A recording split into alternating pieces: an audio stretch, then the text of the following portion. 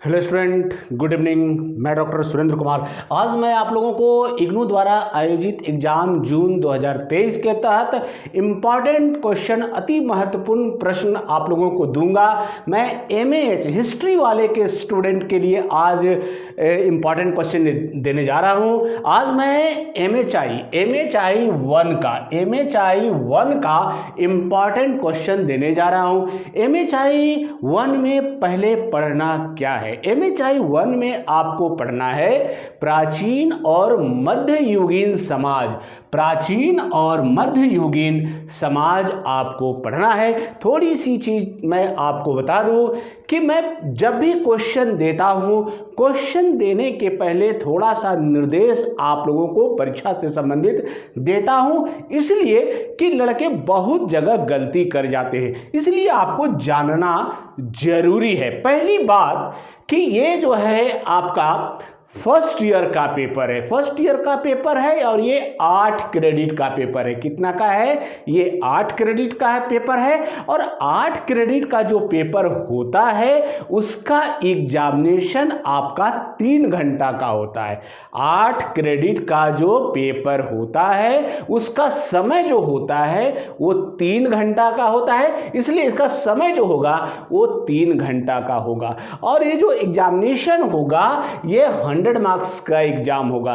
तो बहुत सारे स्टूडेंट पूछते हैं कि सर 100 में पासिंग के लिए कितना लाना है? तो 100 में पासिंग के लिए आपको 40 नंबर लाना ही लाना है। 40 नंबर लाएंगे तभी रिजल्ट आपका कंप्लीट होगा, अदरवाइज 39 आएगा तो नॉट कंप्लीट आएगा। और आपका असाइनमेंट का नंबर छोड़कर, ऐसा नहीं कि असाइनमेंट को जोड़कर इसको 40, केवल 100 में टर्म एंड एग्जाम जो जून में देने जा रहे हैं उसमें आपको 40 नंबर लाना है। 100 में 40 नंबर।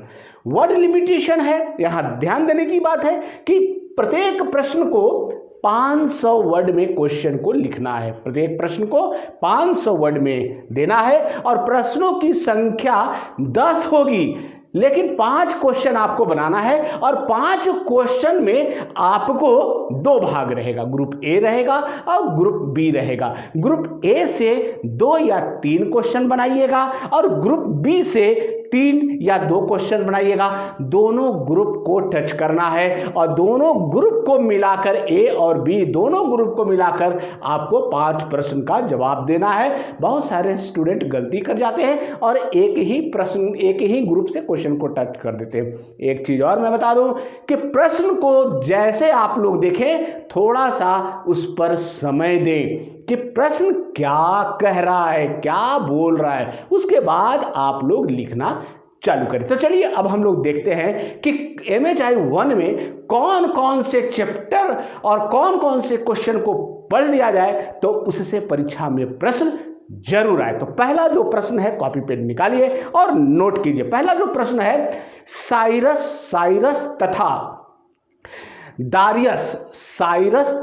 दारियस द्वारा ईरानी साम्राज्य को संगठित करने की प्रक्रिया का विश्लेषण कीजिए। फिर मैं प्रश्न को दोहराता हूं कि साइरस तथा दारियस द्वारा ईरानी साम्राज्य को संगठित करने की प्रक्रिया का विश्लेषण कीजिए। ठीक है, आइए नेक्स्ट जो प्रश्न है, सामंती व्यवस्था में लॉर्ड बशाल तथा कृषक के बीच के संबंधों का विश्लेषण कीजिए। फिर मैं एक बार प्रश्न को दोहराता हूं कि सामंती व्यवस्था में लॉर्ड बशाल तथा कृषक के बीच के संबंधों का विश्लेषण कीजिए। ठीक है, आइए नेक्स्ट जो प्रश्न है, मध्यकाल में भारत के प्रमुख व्यापारी समूहों और उनके द्वारा व्यापार की जाने वाली वस्तुओं का विवरण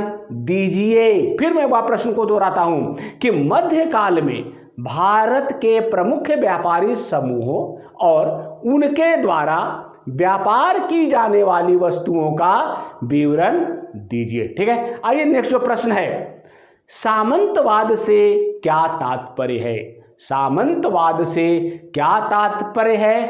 फीफ और मैनट की प्रशासनिक व्यवस्था किस प्रकार की थी? फिर मैं प्रश्न को दोहराता हूं कि सामंतवाद से क्या तात्पर्य है?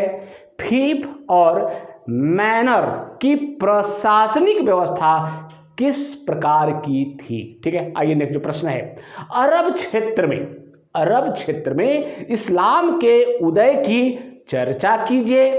इसने तत्कालीन समाज को किस प्रकार प्रभावित किया? फिर मैं वह प्रश्न को दोहराता हूं कि अरब क्षेत्र में इस्लाम के उदय की चर्चा कीजिए। इसने तत्कालीन समाज को किस प्रकार प्रभावित किया? ठीक है, आइए नेक्स्ट जो प्रश्न है, पूर्व पाषाण काल में औजारों के विकास की चर्चा कीजिए। इसने मानव जीवन को किस प्रकार प्रभावित किया है?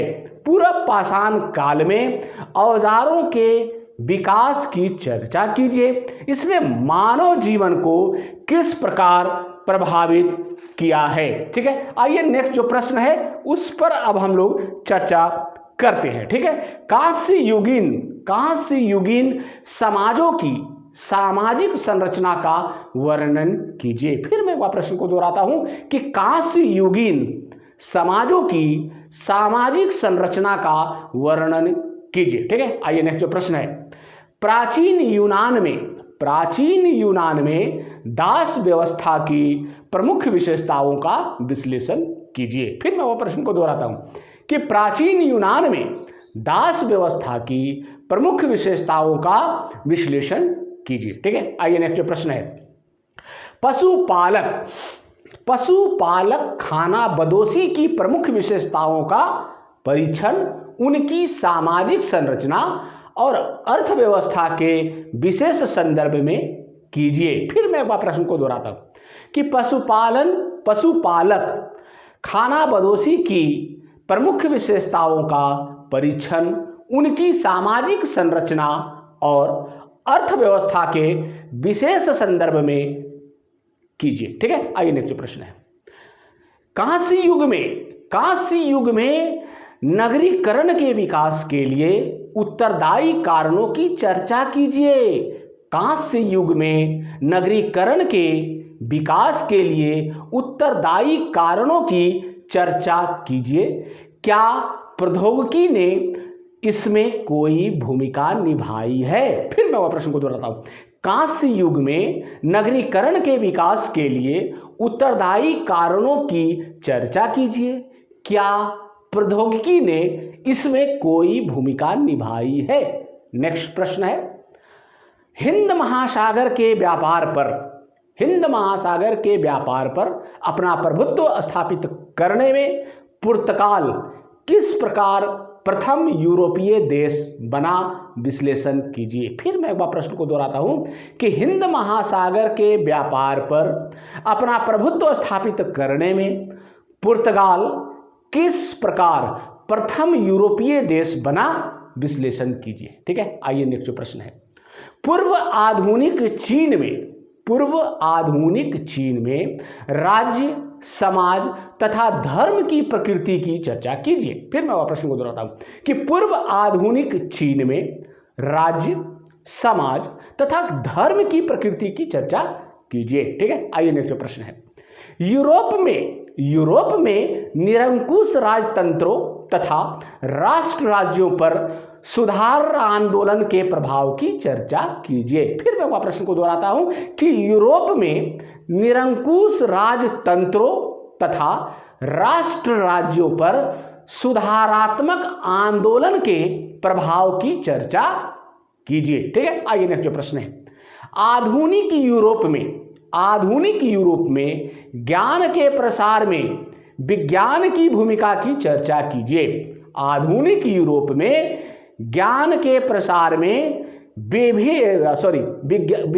आधुनिक यूरोप में ज्ञान के प्रसार में विज्ञान की भूमिका की चर्चा कीजिए। फिर मैं प्रश्न को दोहराता हूं कि आधुनिक यूरोप में ज्ञान के प्रसार में विज्ञान की भूमिका की चर्चा कीजिए। आइए नेक्स्ट प्रश्न है,